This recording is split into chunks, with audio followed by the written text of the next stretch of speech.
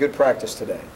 Two what I thought were really good practices back to back, and we will go again in the morning. But again, I thought it was 2 good days of practice. Obviously, we named a starting quarterback today. For all of you that were going to ask me the question again tonight, I've already got the answer for you. So, but anyway, we've got a lot of work to do, and but it's been the last 2 days have been really good. What came to the final decision of Kyle over Clint?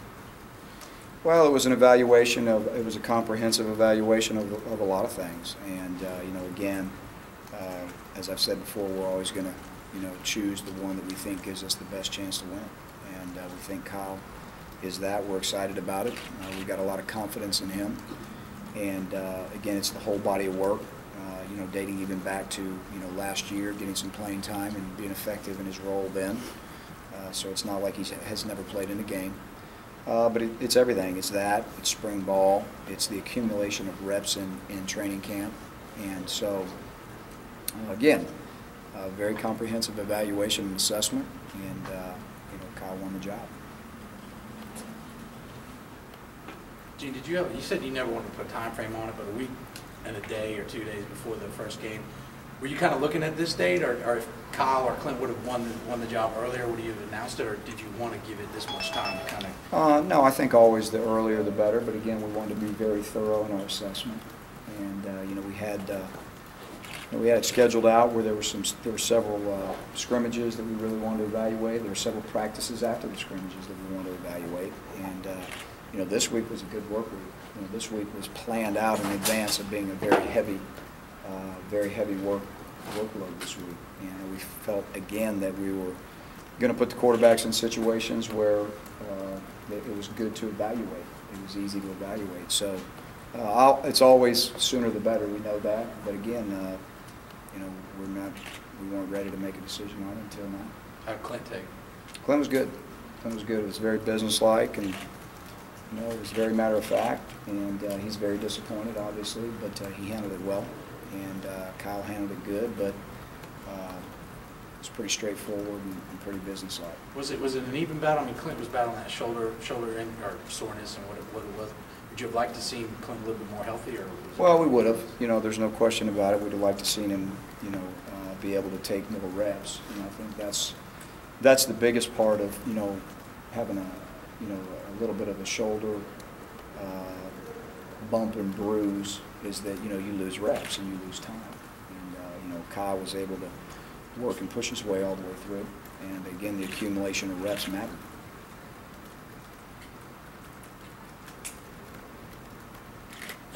Gene, what's the situation now at backup? I mean, does Clint get that, or yes. Is it still him and Jonathan Warren? Yes. Okay. Yes. Clint's the clear backup, and again, as we told him, just like he did last year at this time, he's got to be ready to go at any minute. And case in point, the Chick-fil-A Bowl, although it was flipped, you're one play away from being a starter. So our expectation of him is to prepare like that, and he's got to be ready to go. I mean, we were asking him yesterday about his shoulder. He sounded less enthused about it than he had been before. Said he could play if he had to. Is it a situation where Wallace can move up? Well, Jonathan's a young guy that's, he's got a lot of learning to do. It's tough to get in there and as a true freshman just coming in and absorb all of the offense, and so it's a work in progress with him. But again, he's out there working every day, and we're proud of what he's done. But Clint is the backup. Clint said last night that he needed rest on that shoulder with just how it felt. With Kyle taking the first team reps now, is he going to get any rest before Clemson, or what's your plans to use him these next 9 days? Well, we really assess that daily, and again, he's got to obviously take some time off with it here and there, and there's a fine line in there. Where do you draw the line between too many and actually getting enough? And that's really kind of a daily assessment, depending on how he feels. Any update on Darian and Chick-fil-A? No, we're getting closer to knowing a little bit more, but we've got some really good ideas and of exactly where what their status is. But as soon as I know something concrete for sure, what I think is for sure, I'll let you know. Talk about what else you guys worked on in practice today. Today was a big situational day, both in special teams and with offense and defense. And you know, we worked on clock management. You know, we worked on different scenarios down and distance-wise. We worked on different scenarios in the kicking game, and you know, it was a good work day. It was a lot of teaching, and you know, you can't get enough scenarios in a game for players. You know, for them to understand, you know, different parts of the game and the importance of different parts of the game with the clock and things of that nature. So it was a good day.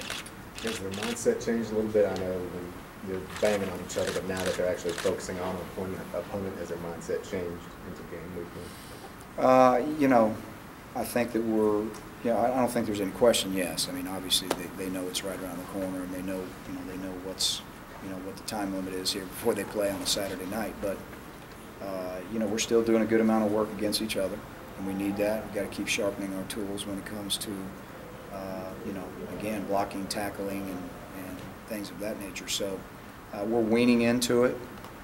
You know, I think that the separation after tomorrow, give them a day off, and they'll come back Sunday. I think they'll be very laser focused, you know, that this is game week. Coach, can you just talk about the progression Kyle has made from the moment he first stepped on campus to now being named a starter? Well, you know, last year the progression with Kyle was to, you know, wean him into the games and eventually be able to get, you know, 12 to 15, sometimes more, in terms of number of snaps. I felt like we did that. I think it was invaluable for him to get in the games, and in big games, you know, where games are on the line. And, you know, I think that the number of reps that he was able to get was big. And, you know, he's done well. I mean, he's done what we've asked him to do, and you know, he still understands that he's got a ways to go, but he's trying, and he's learning, you know, he's working. And, but he knows right now that it's a game of experience at the quarterback position. I think he knows that. We know that. He's got to be a great leader. He's got to be able to work through times of, you know, of stress and adversity. And, you know, we'll only know that when he has to go through it. How will the rest of the offense, particularly the skill players, adapt to Kyle's style now that he's the guy? Well, I think that, you know, now that we've narrowed down, you know, who it is and the number of reps accumulated, we've got a lot of great reps already that's already happened between the two anyway, accumulated between those two. But, you know, again, getting the package narrowed down to what you're going to do on game day, that'll come and get, you know, that'll get narrowed down. The fact that, you know, they know who the starting quarterback's going to be, getting a rhythm between the wideouts and the receivers and the running backs, you know, all of that matters. And again, as you start to narrow the scope of, you know, game week and game plan, I think it'll get, you know, get better and better. Gene, when you hit the practice field on Sunday, will you have all your lineup set, and we know at that point who all the starters are? We'll be pretty set on it by Sunday, and you know, we got some really, like I said the other day, we're really close, and Sunday would be pretty much set, maybe with the exception of one or two here and there, but definitely by Tuesday we'll have it all tightened up and buttoned up. You made any decisions depth chart-wise along your offensive line? Not yet. Like I said, that's one of the areas that we're very, very close in, and you know, we'll discuss it again and go back and reassess everything again, so that we're in a good place with our decision. We feel very close, and that's going to be the next thing. That'll be right around the corner. Is there any position that has surprised you as far as how it's developed since spring 2D? I don't think so. I mean, I don't, you know, nothing really surprises me anymore. You know, I mean, kind of seen it all, but, you know, they're all working. They're all working, and they're all, you know, they all understand, you know, the competition that they're up against. You know, I think when we come out with a final, you know, with a final roster, there'll be some guys that, you know, maybe some people thought would be, you know, on the first team, and they're not. That doesn't mean they won't play.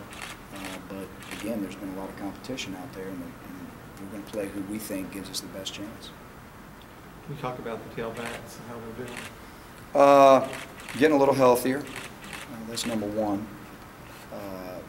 you know, of course, Ontario's had a great camp, and he looks, you know, Ontario looks good. He's very healthy, and that's a good thing. You know, some of the other young guys are coming along, and they're still a work in progress, no question about it. But you know, we're making some progress there. It's probably going to be a little, kind of what we said at the beginning, a little bit of a running back by committee type situation at the end of the day, which is okay. But they've got to continue to improve. Is Landon working at fullback? Yes.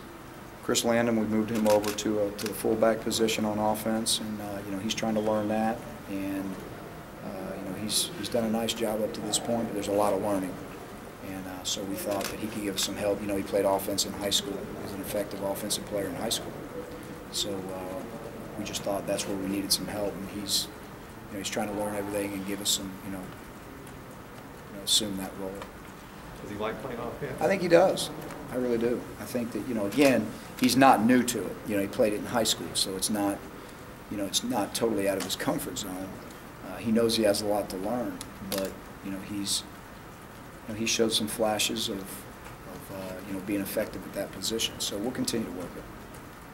We were talking to Brian maybe a week ago, and he said Enrique had not been out there practicing. He was hoping he'd come along despite that. Is he back out there now? He is, and, you know, he's kind of one of those guys that's had a little bit of, had some bumps and bruises as well, but, you know, again, he's getting healthier, and he's out there now, and he's got to improve. There's no question about it, but he's out there practicing now. Okay?